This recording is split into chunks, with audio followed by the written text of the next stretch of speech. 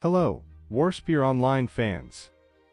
Today we're diving into the official infographic from the developers that summarizes the first 3 seasons of Guild Raids. This data reveals a fascinating picture of how the game's community engages with raid content. Let's start with some absolutely stunning overall numbers. Over 3 seasons, players started 27,880 raids and successfully completed 23,890 of them. That gives us a completion rate of about 85.7%, quite impressive. This tells us that guilds aren't just trying out raids. They're seriously preparing and seeing things through to the end. 597 unique guilds participated, showing just how widespread this content is across the community. It's not just top-tier guilds doing raids, but mid-level and beginner guilds too. Now let's talk about how the seasons evolved. Each season had its own unique theme. The first season, the Jester King's Laughter, symbolized by a jester, hints at the experimental nature of the initial raid content. The developers were probably learning alongside the players.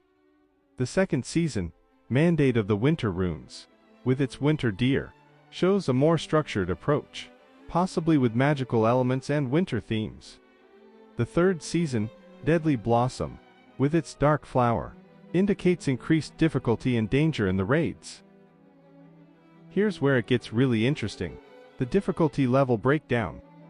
The most fascinating part is the distribution of victories by difficulty levels. We see a very telling pattern here. Level 1 had 3,776 victories. Logically, many guilds start with the easiest.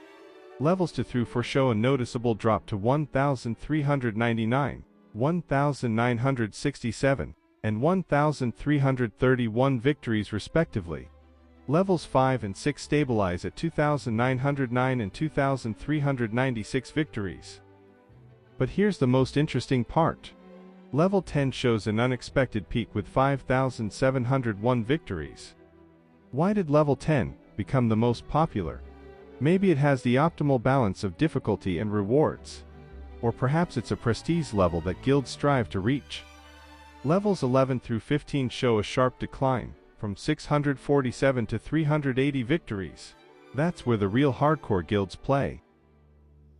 Now let's discuss the economic impact of raids. Raids brought 4,238,081,000 gold into the game economy. That's almost 4.24 billion. This massive sum shows just how profitable raid content can be for players. 260 characters improve their equipment through raids. This might seem small compared to the number of participants. But remember, we're talking about significant upgrades, not minor improvements.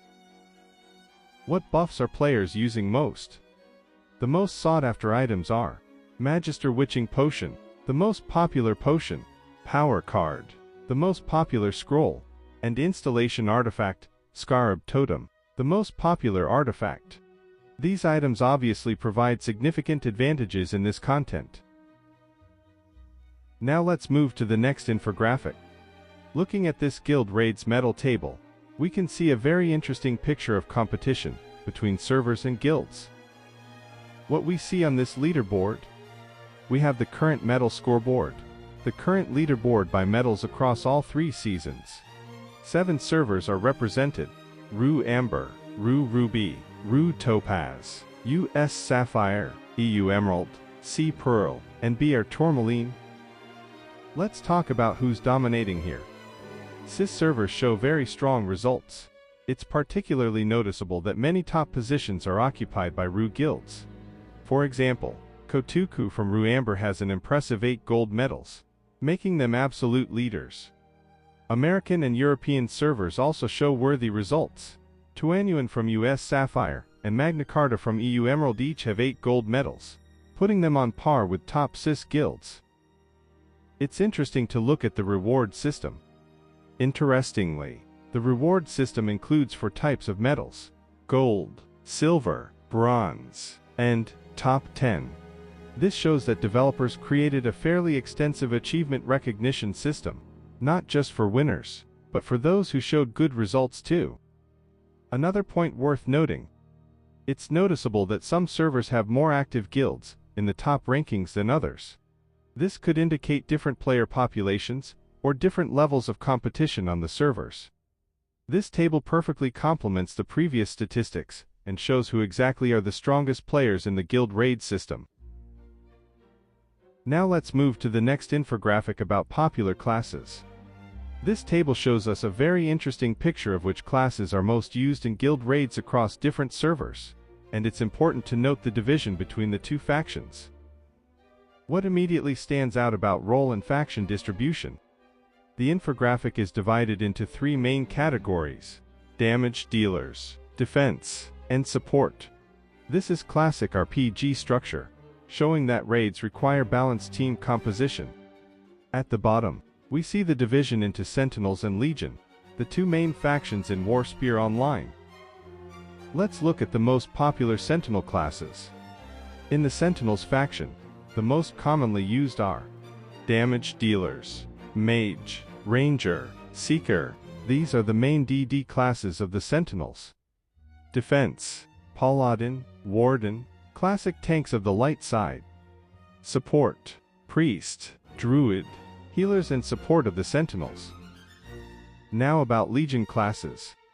In the Legion faction, these dominate damage dealers, Hunter, Chieftain, who often plays as DD, Charmer. Defense, Death Knight, Barbarian, tanks of the dark side. Support, Necromancer, Shaman, dark healers and support. Interesting differences between servers and factions. It's noticeable that different servers have their preferences even within one faction. For example, Blade Dancer and Beastmaster appear only on certain servers, which may indicate regional meta strategies. Rogue appears more often on CIS servers, while Shaman is popular on US-Sapphire and Sea Pearl. This statistic perfectly shows not only which classes are most effective in raid content, but also how different factions and regions approach team formation. Now let's move to the next infographic about the first season. This is very detailed statistics for the first season of guild raids, called the Jester King's Laughter. Here we see specific data showing how the debut season of the raid system went. Let's look at the skill books obtained and distribution between factions. The most interesting part is the non-class skill books obtained table.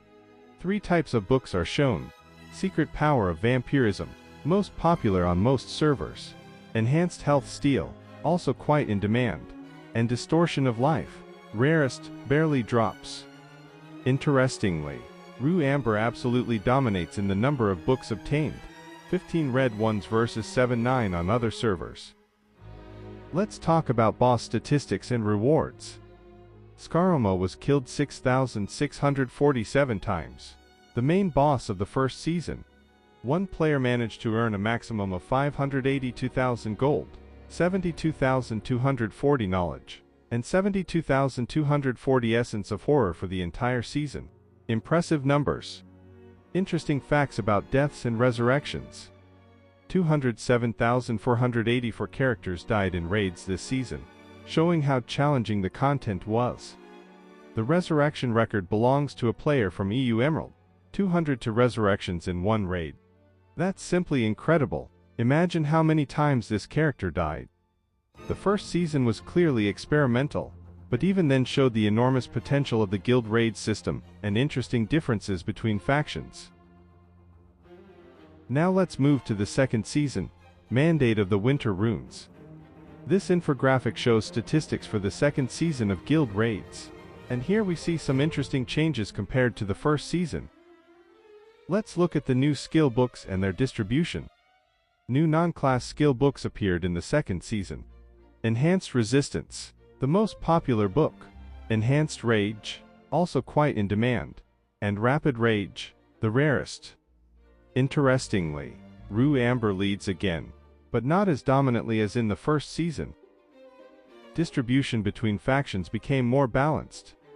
Sentinels and Legion show more even book distribution compared to the first season. This may indicate that players better mastered the mechanics or developers balanced the content. Let's talk about the new boss and rewards. Lord of Runes was killed 6,626 times. almost the same as Scaromo in the first season.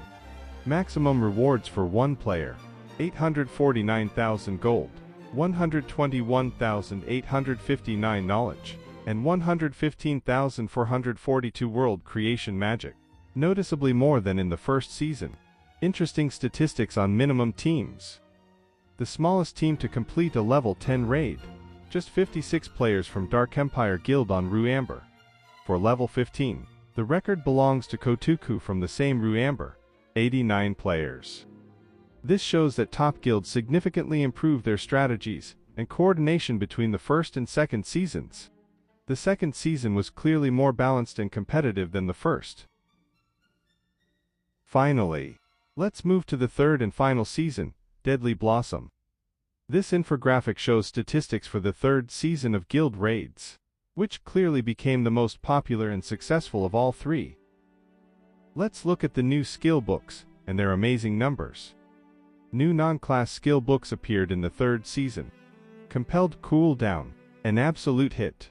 The numbers are simply cosmic. Enhanced Skill Cooldown, also very popular. Enhanced Attack Strength, rarest of the three. BR Tourmaline suddenly shot to the lead with 23 compelled cooldown books. This is simply incredible. For comparison, other servers have from 1 to 12 books of this type. Distribution between factions shows an interesting trend. Sentinels and Legion have fairly balanced distribution, but it's noticeable that some servers clearly favor one faction. This may indicate different meta strategies, or simply the activity of guilds from different factions. Let's talk about the new boss Blightbloom. Blightbloom was killed a record 10,617 times, significantly more than in previous seasons. Maximum rewards for one player: 643,000 gold, 84,641 knowledge, and 79,740 magic grains. Interestingly, there's less gold than in the second season. The third season clearly became the most successful. More boss kills, more activity, and new interesting rewards. Let's summarize our Guild Raids analysis. After detailed review of all infographics, we can draw several very interesting conclusions about the development of the Guild Raid system in Warspear Online. What the evolution of 3 seasons shows.